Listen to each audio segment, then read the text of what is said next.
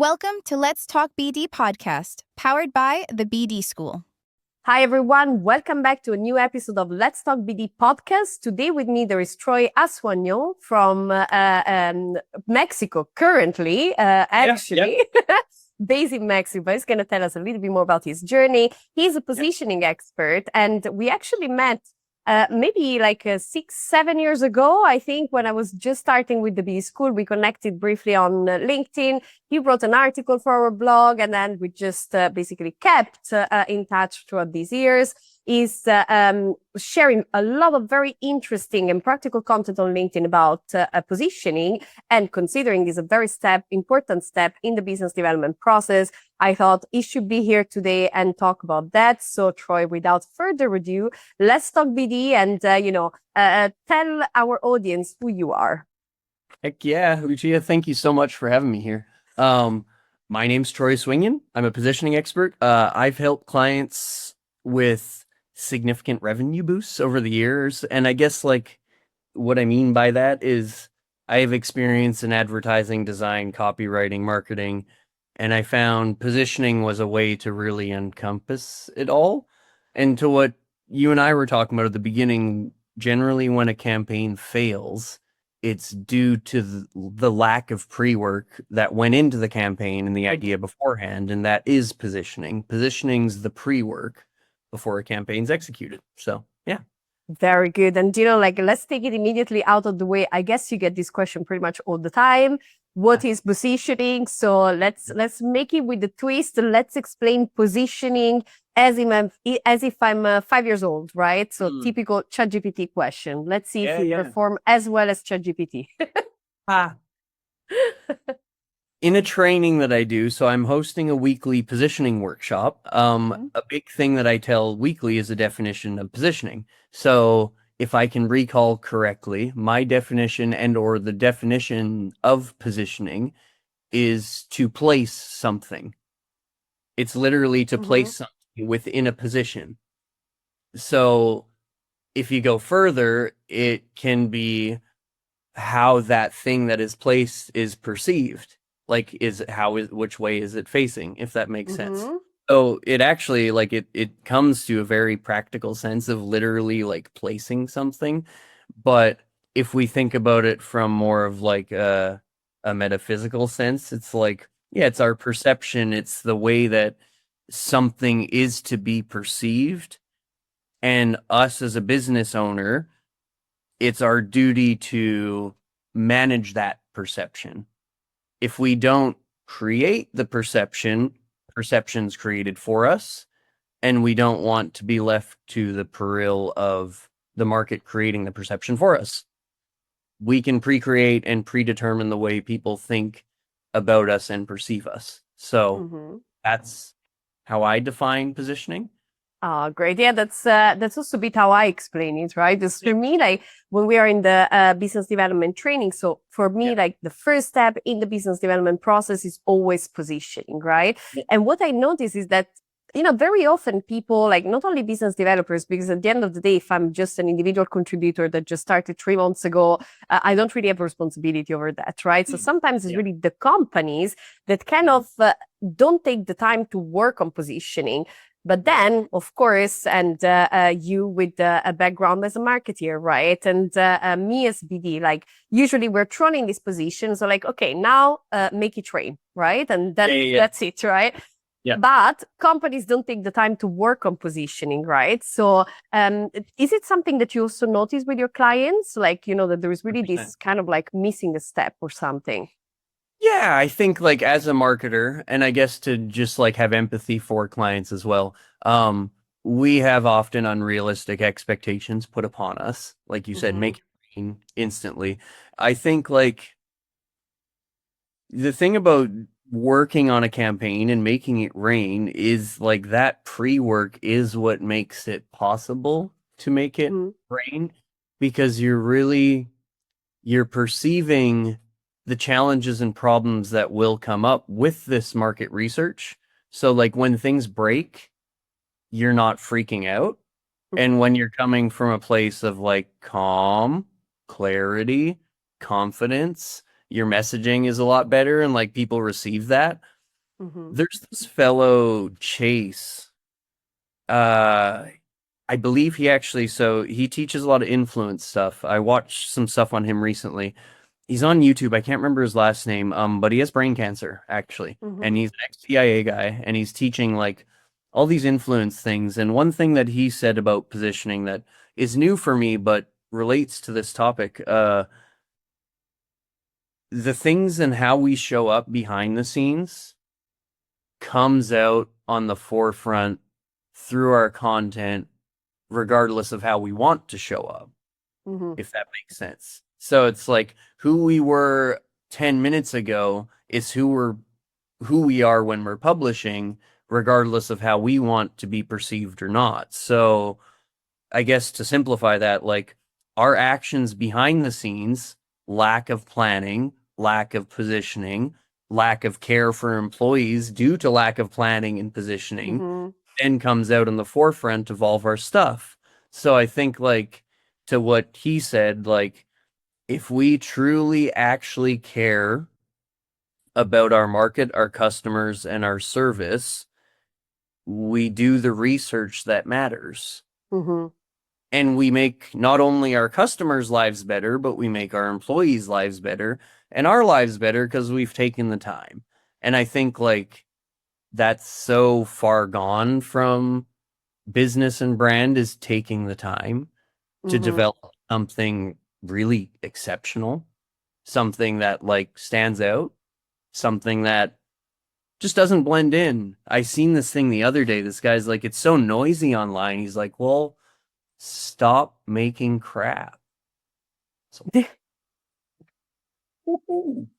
there's a lot of bad stuff out there. Mm-hmm. And if you make good stuff, it stands out. I am noticing this with articles. Someone told me the other day people don't read blogs. It's like people don't read bad blogs. People Yeah. don't watch bad podcasts. They watch good podcasts and Mm-hmm. read good blogs and articles. So it's just like interesting, right? Like I know it's disheartening because there's such a volume of like creation online. It's so noisy, but It's too much. yeah, This is too much. but you still consume and I still consume good stuff. Like right, you probably have a handful of Mhm. things that you're gonna read today and everything else you're gonna skim. Like I have one positioning report that I want to read by the end of the day. I don't care about anything else that I really Mhm. see online. That's it. But I care about that one thing. So I Mhm. don't know, tangent, but at the same time, it's like positioning, I think, is like it's really giving a crap about your audience and your customers, Mhm. showing that in the market research and like really showing that you care because it comes across. It Yeah. does. So yeah. Totally. Yeah. And I feel, that sometimes I feel that like I have sometimes some students, that come to me and it's like, maybe it doesn't matter actually if they're very experienced or very junior, like that happened with pretty much like all sorts of business development pros. Yeah. And they come and they're like, oh, look, I want to know this tool and this tool so I can automate this and that. I'm like, Mm. yeah, sure. Let's see if you need this tool and that to automate everything. Most of the times, what I realize is that indeed they really lack this data and this research, right? Which then obviously produces a lot of crap, as you said, right? In terms Yeah. of, for example, like even something basic, but outreach emails or Yeah. a LinkedIn post. You read this post and I want to cringe because I'm like, Mm. look, if I'm your client, I don't care, first of all, for what you wrote, but it's also written so bad that I'm gonna think you are bad, while Yeah. in reality you're not, but you really didn't take the time, right? So let's say for those that do want to spend time on positioning, right? Yeah. What is the standard process that you teach your clients, right, to really make sure that they have a good Yeah. positioning in the market? It's such a layered approach, but I think like from a quick perspective, if you want a quick hack, uh reflect on all of the awesome things you've done over the last 5 to 7 years. Like it's something I can tell somebody to Mm-hmm. do themselves because to do a lot of the other stuff, it's like again piling through a lot of research that's not that fun. And like Mm-hmm. your point of research, like the reason people don't do it is because it's not fun work. Yeah. Like it So is not personally, I love it though. I love to do market research, competitor, yeah. customer research. I love it, because I I feel think like you're an exception to the rule though, because a lot of people maybe, mostly don't like doing it. but actually, I'm very like, I don't know, I'm not sure if it's a good thing to say, but I love to do it because when I do it, Yeah. then my job becomes so much easier, Yeah. like Yeah. I'm not guessing, like I'm not wasting like hours thinking, okay, what am I going to write on LinkedIn? No, I'm going to write, first of all, I'm going to write what I know. So I'm not going to write something crazy that I'm inventing myself, but I'm going to say something that, relates to my audience. And then my audience says, oh, wait a minute, she's speaking my language, right? Because they told me what they need, right? So I think that's the power of positioning, right? It's really of the research, right, behind the Yeah. positioning. I love that. I think, okay, to your response, like you like doing it because you've done it so many times without doing it that you realize how painful it is without doing research. It just like it makes your stuff so ineffective. To not run over the point of like how should somebody position and like do some positioning, reflect on the last 5 to 7 years of like what you've done, write all the results down and like tally them up, quantify them. What have I done that's significant? Have I done anything? I'm sure you have, like, right, in your last 7 years, 5, 7 years, you've done some cool things. So you quantify all those, and then you start looking at the patterns. And it's like, oh, interesting. So for me, I did all of the biggest marketing projects that I've done in the last 5 to 7 years. I decided to take like one or two of the biggest ones per year and how much was the gross revenue that we generated for the clients. At the end of it, I realized that I've generated my clients $62.7 million in revenue uplift, which is pretty significant on top of their current revenue. That's not including their current revenue.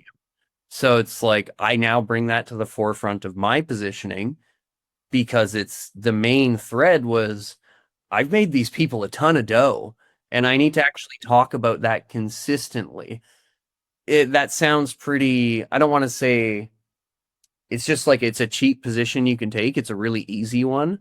And then as you start taking that position, you start refining it. Because I think the biggest thing is like finding a position that you can truly get behind is the hardest part. If you don't believe in an idea and you take it to market, it's gonna suck. It's just like if no one's bought in, he's like, here's my gimmicky thing that hopefully it works out. That just like no one wants that, right? Not even you. So it's like if you're not bought into your position and you're not fully behind it, you won't be willing to do the deep work that is required to uncover the categories and the position and the insights that are actually hiding because you can't uncover them unless you're literally turning over stones or like right like you can't see them because they're underneath the rocks. It's just like you have to move the boulders to get the insights and it's like, oh, ow, that was heavy. Ow, okay, now I understand why my market does this. So it's like if you start with the reflection, you get fully behind that position of like, wow, I'm actually good at what I do. And you bring best pieces of what you do to the forefront. Really hammer that, like hammer down on your specialty, go deep into your specialty. Like that's one thing I think a lot of business developers and like experts avoid is you don't have to be like the best at construction marketing. That's not a specialty. That's like a niche kind of thing. It's like you want to be like the top marketing expert that does XYZ for construction. If that makes sense, like there's like specific, like for me, it was positioning. That's I can find specialty space there. If I come and say I'm a marketing guy, everyone's a marketing guy. So, right, like I don't want to be in that bucket. So I think it comes in reflection and it comes in the doing, but it comes in like I don't want to say forced reflection, but like life gets so busy and chaotic that it's easier to just not reflect. It's Yeah. just easy to wake up tomorrow, eat your food, and do your work. Yeah. But hard work is reflecting and realizing that like that thing that I did kind of sucked. Like it just Mhm. like didn't connect. The market hated Yeah. it. But that other thing that I did was Mhm. counterintuitive and it kind of worked. Yeah. So like there's evidence there. Um, and I think that a lot of personal development comes in too because it's like there's a lot of ego death realizing that your idea kind of stinks, Yeah. right? Like it could be better. And Mhm. if we can accept that it could be better, we can make it better. But Mhm. if we can accept that, it's a hard, long road of wondering why this damn thing isn't working. So, Yeah.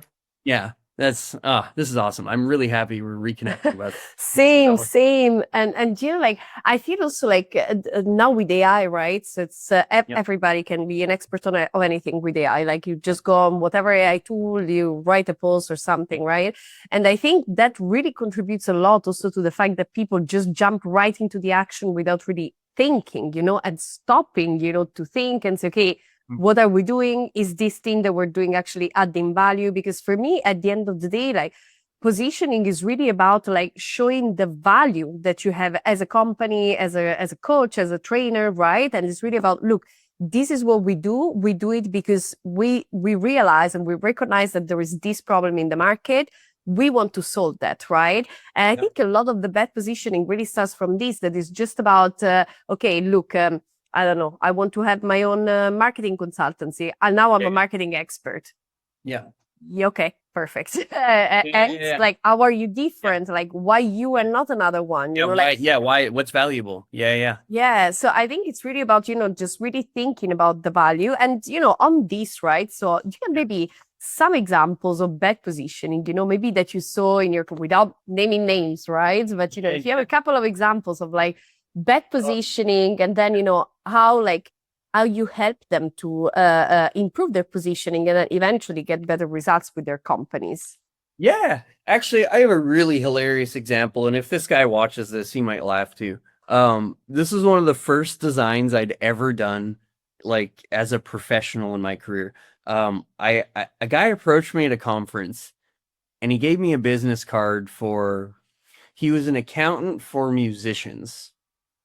I Mhm. was like, okay, that's interesting, but it had a banana on like his card had a banana on it, and his phone number was in a banana, and I'm like, All right. hell, like where's the correlation here? Like, how does this banana relate to like music account? Like, I don't get Mm-hmm. it. And so I approached him and was like, dude, like, I actually think you're interesting and I appreciate your tenacity. But this just like doesn't represent you at all. Like, are you selling produce or like what do you do? Yeah. And then he told me about it and blah blah. I was like, well, why don't we like, have a microphone as your Mhm. logo? Or For like example. a music note. Like that, I'd say that's the bare bones of like alignment and like Hmm. making things align and cohesiveness. I think that's a big part of positioning. Yeah. Um, so I'd say like that's a really prime example of just like lack of cohesiveness, lack Mhm. of critical thought about your industry. Like how does a banana relate to like Mhm. music, accounting? It doesn't. It actually dispositions you because like a banana could be kind of silly or Mhm. right? Like it's like that this guy doesn't take his stuff serious. Why is there a banana here? Like Mhm. so it sounds so far-fetched, but like people do these things. So I have a crazy example of a really like a bad positioning mistake. So we were working on a big ad campaign. So I manage big ad spend campaigns as well. Like I build out marketing teams for companies, put media buyers in place and manage the ad spend. So we were working on a big campaign and we're spending about 100 grand a month on ad spend. And like that's a big you're it takes a lot of money or it takes a lot of effort, sorry, to spend 100 grand efficiently Mhm. without just wasting it and just Yeah. like having a money bonfire. So we're booking phone calls for I'm not going to name the industry, but we're booking phone calls. Uh, on average, the phone calls were like $280 to $330 per phone call. It was for an investment. It was like a pretty big investment. So like they're pretty expensive phone calls. Out of every 10 phone calls, we would get, one qualified lead. So that gives you an average cost of like $2,800 to $3,300 per qualified lead. Mm-hmm. So expensive. Like this ain't cheap. Like this is a very cost intensive campaign. So we ran this for like probably 2 years. It went quite well. Over time, though, we started noticing a significant drop in missed calls, and it was super abnormal. And like, we'll look at all of our data, we'll look at everything. We'll try and figure out what the hell is going on here that made us miss 50% of our calls. Cause like, that's a big number, especially at $3,000 per qualified phone call. Yeah. So, shit got pretty intense pretty quick. Everybody started going into the data and like we're peeling through everything because we're going to lose this contract if we don't get this figured out. It's so insane that this is actually the problem. So, okay. It actually comes to political positioning. So the brand that we were working for has a YouTube channel, and the YouTube channel drove a significant amount of traffic. Like we're talking almost as much as our ad spend was being driven organically from this channel. So like it's a powerhouse. Yeah. The brand that we were running our paid traffic from couldn't really choose its political position. It couldn't choose if it was left or if it was right. It was trying to be a very homey brand. You got to choose a side. That's like the thing with politics. If you're going to choose a side, you have to choose a side. You can't just kind of like flip flop. It doesn't work well at all. Like things will go bad very fast. So I finally figured out after going through all of our data that we were attracting a bit of a left audience and our YouTube channel was pretty far right. So by the time they book a phone call, they book the call and then they somehow come across our YouTube channel because like algorithms and like this channel's big. Like this channel was commanding more viewership than CNN. It's like, big. So if you book a call, you're almost guaranteed to see this channel. The way that I explained it was, okay, I found the problem, and it's because we haven't chosen a political side. And when the person books a phone call, they feel duped and they feel, I don't want to say distrustful, but they feel that they've been not lied to, but fibbed to. Because lied is like a pretty, they feel there's a slight. Something happened. And they're like, well, I don't know. And that seed of doubt was planted because we didn't choose to go right on our main brand. And then now by the time they get to the phone call, they feel stupid that they even booked a call. So they won't even cancel it. What do you do when you feel stupid? You just ghost. Ignore, yeah. It's like it never happened. So I explained this to the client. They couldn't actually accept that was the reality. They're like, no, not possible. I've been doing this for years. Like, well, you haven't been running $100,000 a month in traffic for years, and you haven't been getting this organic traction the way that you've been getting it for years. So like the parameters are different. Like you're not playing in the same sandbox. It's a bigger sandbox with much more variables and like offshoots and like, just as a system gets bigger, it creates its own problems. Or like systems generate problems at scale. So yeah, that would be the biggest positioning blunder I've probably came across. Mhm. Um, Unfortunately, I at the time couldn't sell that was the problem as good as Mhm. I should have. I could have positioned my positioning insight better. Um, Yeah. which you can't tell until years later. So, Yeah. or True. without reflecting, I couldn't tell. So, yeah, I think that one's like an outrageous example. The banana one's like a Mhm. big More example. fun. Yeah, that one was like that was a roller coaster, honestly, to manage that and to come to that conclusion. I actually couldn't believe that was the answer. It's like, Mhm. oh, like that can't be it. How do I explain this to them? Like, Yeah. how do I tell them that like people feel like idiots after they booked a call?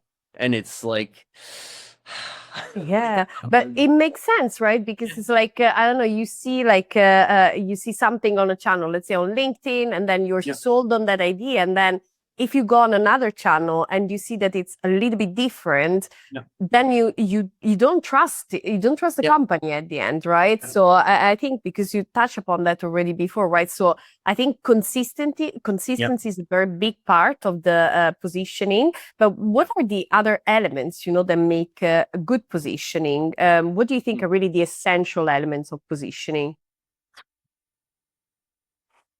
So they're like, it's so crazy because it's so hard to boil them down to specific ones. Hmm. But like, so okay, consistency, trust, proof, um, like social proof's obviously the biggest one. Uh, but I think if we go even deeper into social proof, like social proof's been so overplayed in the last 10 years, 15, 20 years with Hmm. the internet. Believable social proof is actually more important than just social proof because people claim whatever the hell they want to claim now Yeah. just to get a sale, and we all know that. Uh, so there's so many ways to position. Like if you think about like Hermes and like other legacy brands, like they position upon heritage that they've Hmm. been around for centuries. Uh, a lot of people position that we're the new thing. So like there's so many Hmm. ways to position. So I don't have a specific like yeah, because a position is like there's infinite positions you can take. Hmm. But the main core things I think are trust, proof, believability. Uh, then it also comes down to like price positioning. Like, does your pricing fit the market and where it's at today? Hmm. Like, we're as upon you and I talking, I think we just had the reddest day on the market since COVID Hmm. yesterday. In Yeah. like that long time, in 4 or 5 years, things are a little uncertain right now. So I think like your our pricing generally, I'm noticing this with a lot of people that are, how do I say this? People that have been in the game for a while, Hmm. they adjust their pricing to the economy Yeah. because it's smart to have elastic pricing. Yeah. Yeah, if you choose to cut yourself off at the knees due to like how do I say this? Not ignorance, but like choosing to not adapt to the market environment. Oh yeah, yeah. It's really That's a choice, huh? It is a that's choice. Yeah. dangerous. If you're a luxury brand, you have to be careful to not obviously devalue your services. If you are to give a discount, you have to focus on the value and not the price reduction, right? Hmm. It's like this is why we're giving you an extra price Yeah. bonus. Or like, right, we're not dropping the price, blah blah blah. There's always different ways to frame it. But I think, yeah, like if you can start with just like how does the market perceive you and are you a trustworthy source? Hmm. I think those are like the two biggest things. If you can be perceived as trustworthy, work on that. Like Hmm. that's just like if that's all you do Yeah. in your gains, in your positioning, in your personal brand, whatever the hell it is, do that. And I call that front loading. Like you front Hmm. load your life's experience to all your stuff. Mm-hmm. And that it's like, oh, you start with that, and then I want to listen to you because you've actually done things. Yeah. We don't want to read and listen to things from people that haven't done things. But if we don't tell them we've done things, they don't know we've done things. So Yeah. it's our duty to let people know that we've done things. So what Mm-hmm. we say is important for them to listen to. Um, it's a trip, but it's just like as like information is becoming so commoditized, Mm-hmm. it's so available that it really matters who it comes from generally too, right? Like so Yeah. yeah. Totally. Yeah. Although, like, nowadays, and I mean, so like, I think I've been on LinkedIn now for maybe more than 10 years. Like, it's, since the very beginning, I'm a bit of a, how do you say, an early adopter for all things. I love to discover new things and just Yeah, try, and so I on. love that. And, you see that there is a big change, like, obviously, really in terms of volume of information, right? So if you go on LinkedIn now, like, 10 years ago, there were only recruiters sharing their job descriptions. Yeah. Maybe you would have some like a fancy, like super big CEO every now and then sharing, although the big CEOs, they're not big on LinkedIn even today. But nowadays, everybody really can become an expert, right? So I Yeah. think like a part of positioning is also like really try to really identify what are your unique selling points, right? So you're Mm. really like what Yeah. makes your business stand out, right? So, like you were mentioning before. And Yeah. on that sense, I think, and at least what I advise our students to do is always to have like very clear in mind the purpose of the company. So why does the company exist as a first thing, right? So what's the vision? What are we here Vision, for? mission, values. Yeah, yeah, yeah. Yeah, right. And then why could like clients should choose us Yeah. and not all the other people that are talking about their services on LinkedIn everywhere, right? So Specifically right now as well too though because of the market sophistication that we're in. So like all that vision, mission, value stuff, it mattered 5 years ago, mhm, but not as much as today mhm, because the market's tired of all the promises and all the things. yeah, I don't care about the promise. I care about why you're doing it now because I want to actually align with people that are aligned with my values. And yeah, so that's, I think, the fifth stage of market sophistication is values based. mhm, You do values based marketing, you can stand out. yeah, yeah, It's just interesting that you mentioned that because it's like I seen the value in the mission, vision, and values before, mhm, but not until like this last year or two. I was like, oh, yeah.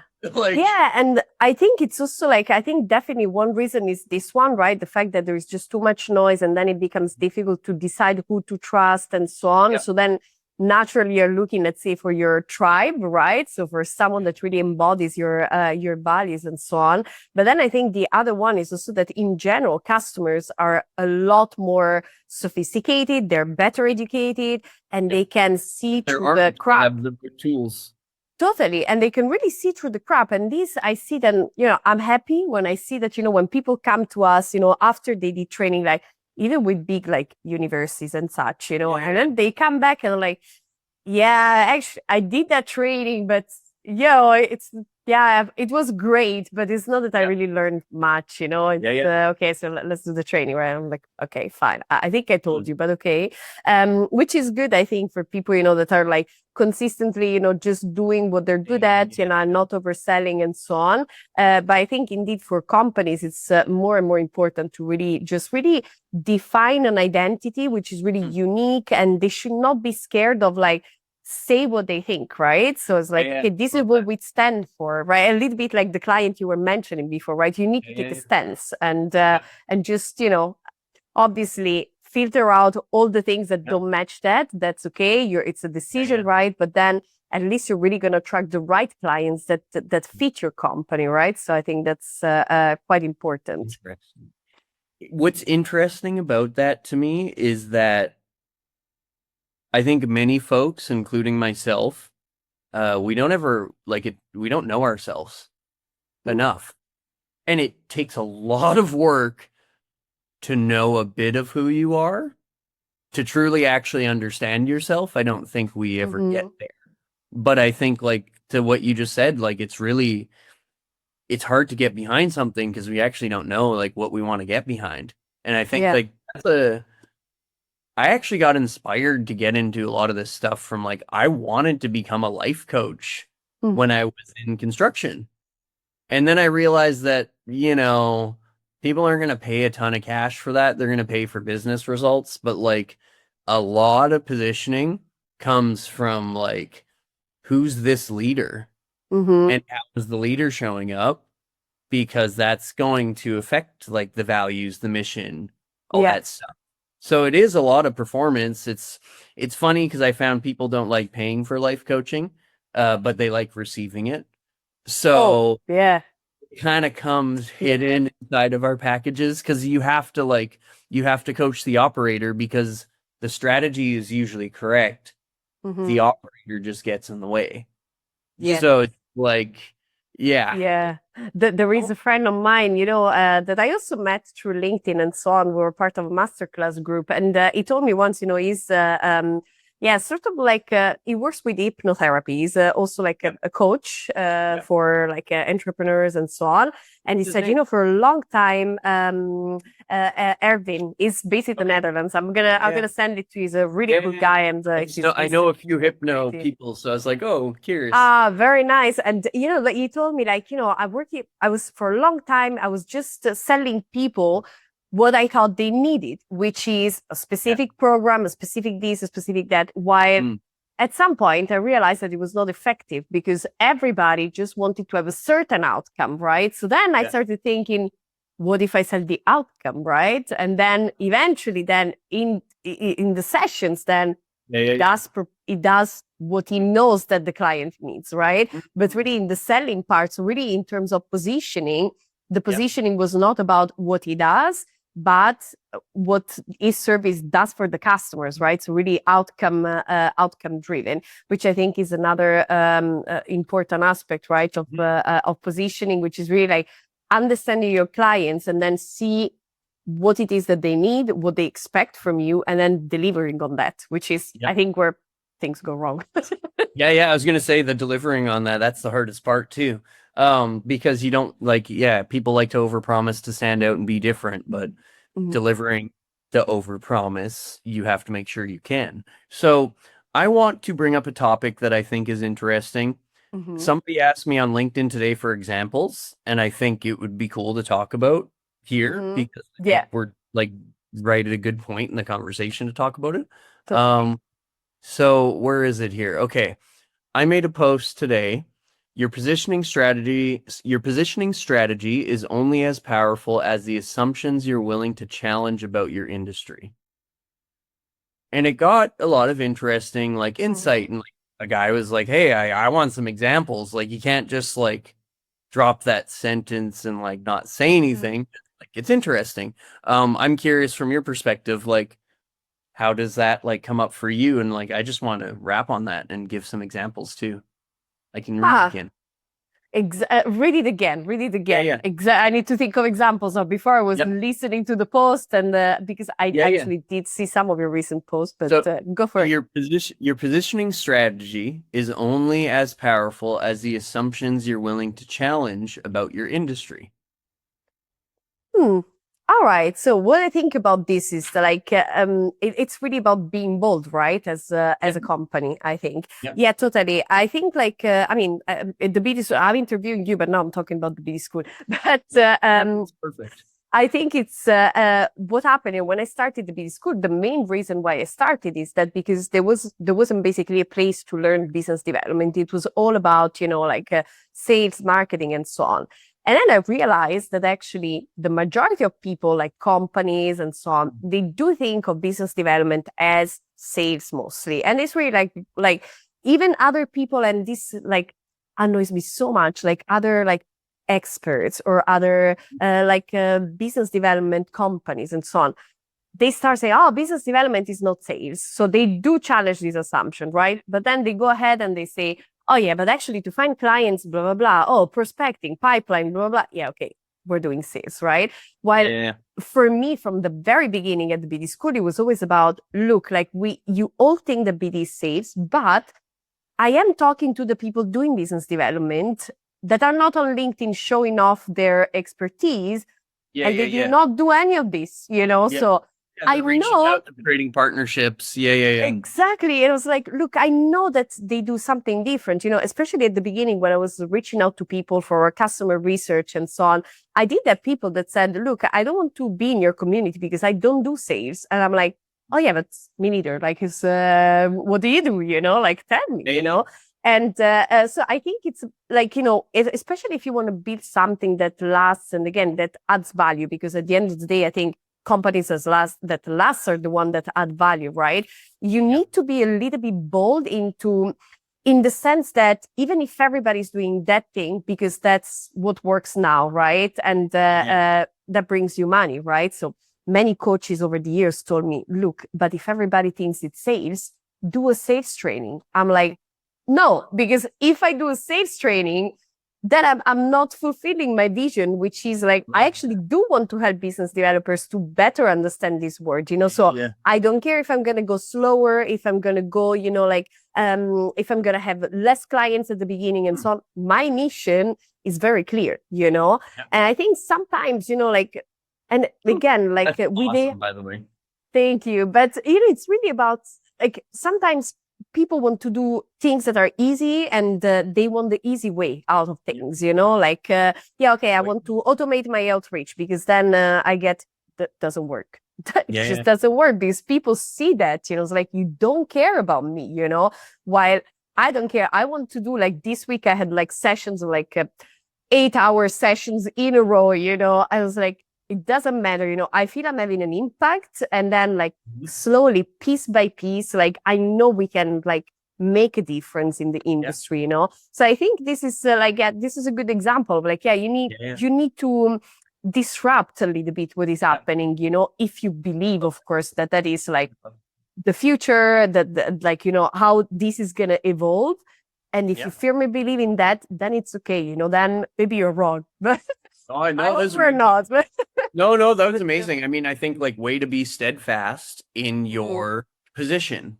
You chose and you stayed steadfast in it. So it's like, I want to reread it again because I think here's the great example. Your positioning strategy is only as powerful as the assumptions you're willing to challenge about your industry. The assumptions you are willing to challenge is that business developers don't have support. I'm not here to make them sales happy.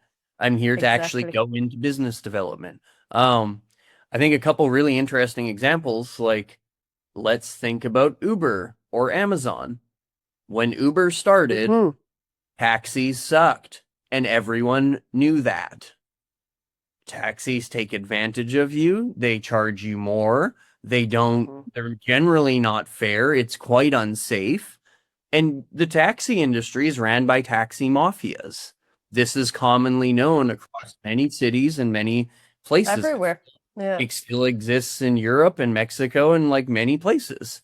So what Uber chose to do is let's disrupt, let's challenge the way people think about cars and getting places.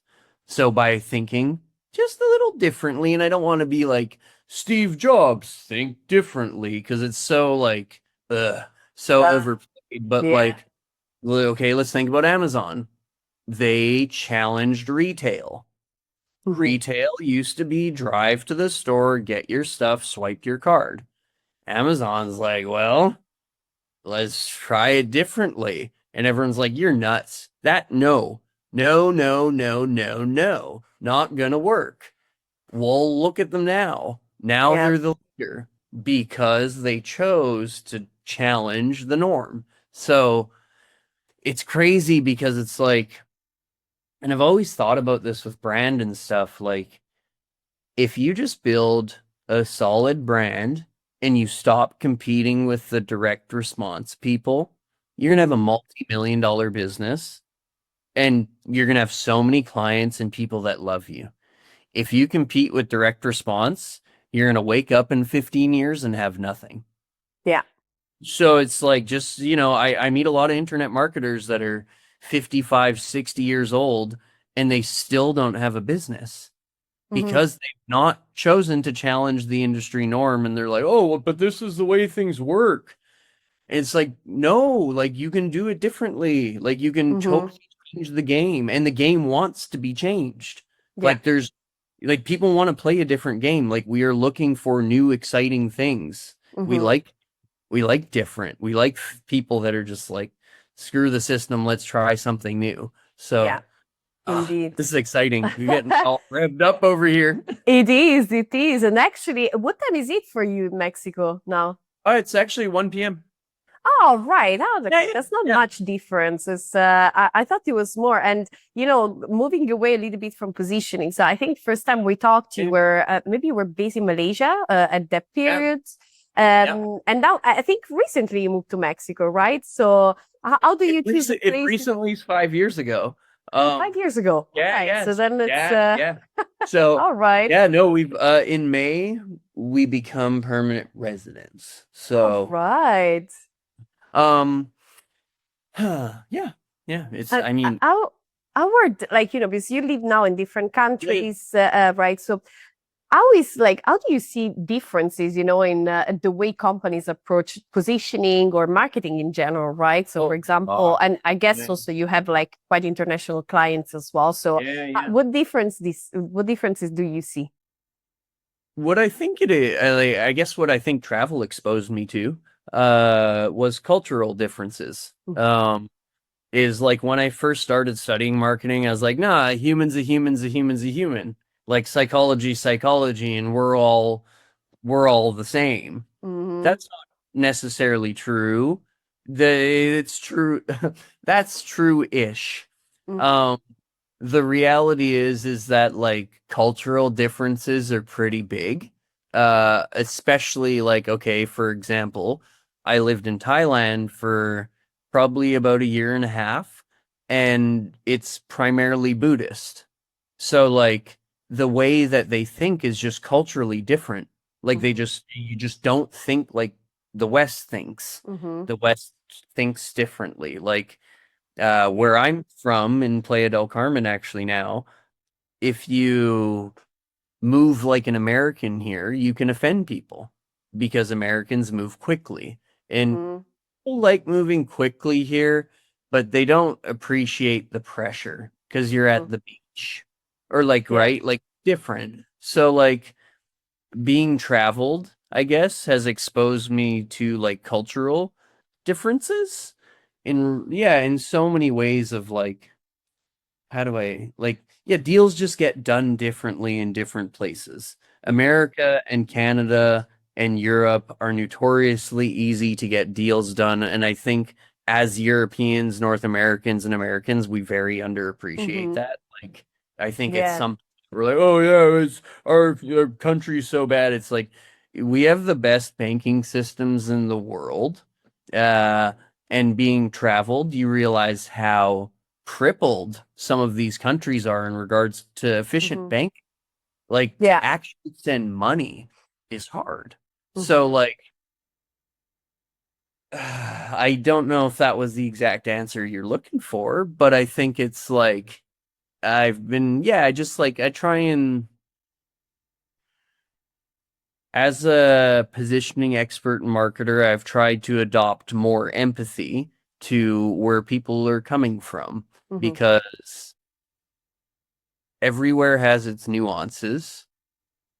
And in like, I've come to really appreciate geopolitics in the last couple of Mm-hmm. years because like the news is so messed up. You can't tell who's rooting for who, and like it's either far left or far right. There's no centerpieces anymore of like Mm-hmm. true journalism. Yeah. So I've chosen to watch journal or geopolitics because it's pretty much journalism, Mm-hmm. and it's just like the thing I like about that is it tells the story about the people that get stuck in the middle of all the politics and stuff. And it's like that's the truth. Mm-hmm. Like that is the raw truth that you can't really find anywhere else. So it's like in getting these vast worldviews of like, yeah, how the world functions, I think is uh yeah.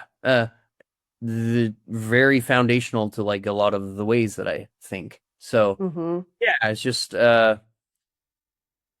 yeah, places move differently, but you just have to actually get to know like how they move. Because I think it's Mm-hmm.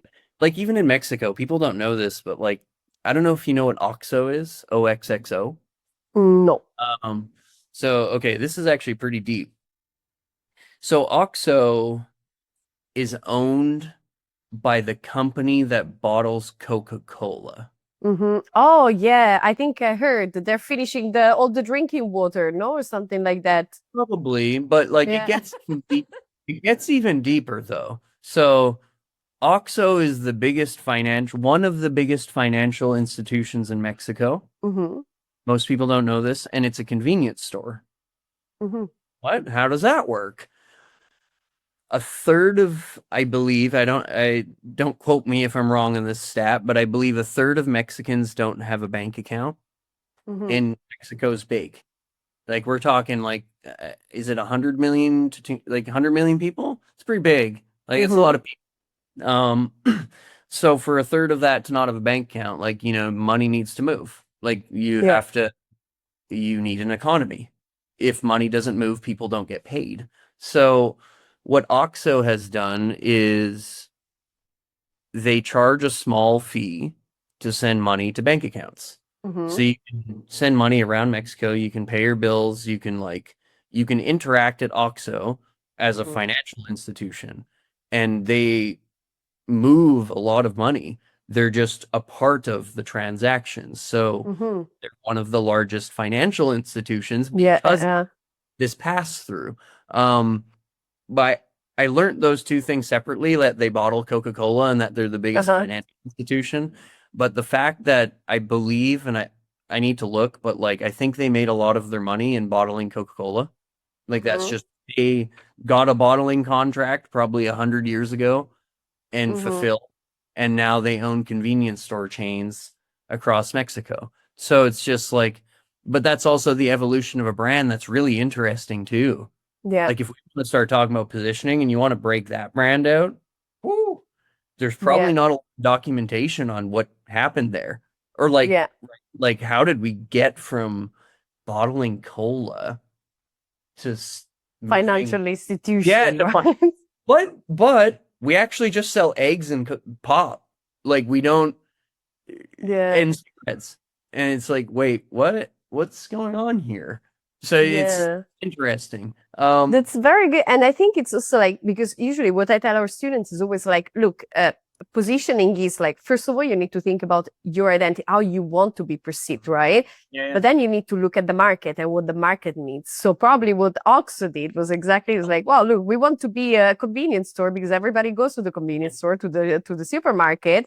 But the market needs a financial Really institution. Yeah. Yeah. Well, to truly be convenient, not just like convenient for food, they're Yeah. actually helpful. Or like, Yeah. right? A normal store. So there's a lot of stores here called Sixes, and nothing, no hate on them, but like they're beer stores. They sell pop and beer. And it's like, sure, it's convenient, but it's not OXXO convenient, Yeah. right? It's not, I can't pay my rent, my bills, my everything here all in one in a Mhm. second on my card or with cash. It's like, Yeah. right, like it doesn't matter. You can do it however you'd like to. Um, it's interesting because also too, like no one can compete. Like Hmm. at this Yeah. point, the only company that competes is 7-Eleven. You have Yeah. 7-Elevens and OXXOs going up on every corner. Hmm. What's so check this out. This is interesting to me. Um, I live in a neighborhood that wasn't that developed about a year ago, but now it's like quite developed. When we moved here, there's a 7-Eleven down the road, and like at the time, it was in the middle of nowhere. And I was like, what a weird place. Hmm. Like it's just like it's strange. Like I don't know why they put that there. And then I kept driving by and I was like, well, 7-Eleven is owned by a Japanese subsidiary and it is like a multi-billion dollar, like I discovered that Hmm. this year in the acquisition that they were trying to do. I was like, wait, like they have they have market data. So they figured out that this is a proper position. They look at all the data and they're like, oh, premium location right here. If we get in here now, we could probably lose money for 3 years. But And on year 3, 5, 10, and 12, it's going to be so booming and we're going to be the only convenience store for miles. New neighborhood coming. I couldn't believe it.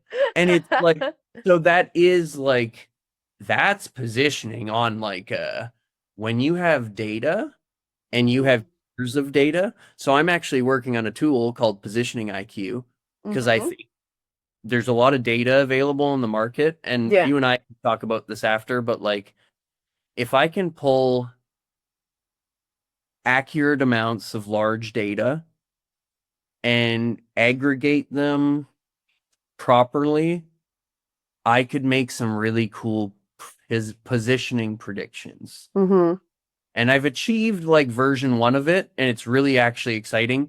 I have so much work ahead of me though, which kind of sucks because fair enough. Once you crack open one door, you realize there's 10 doors behind that one.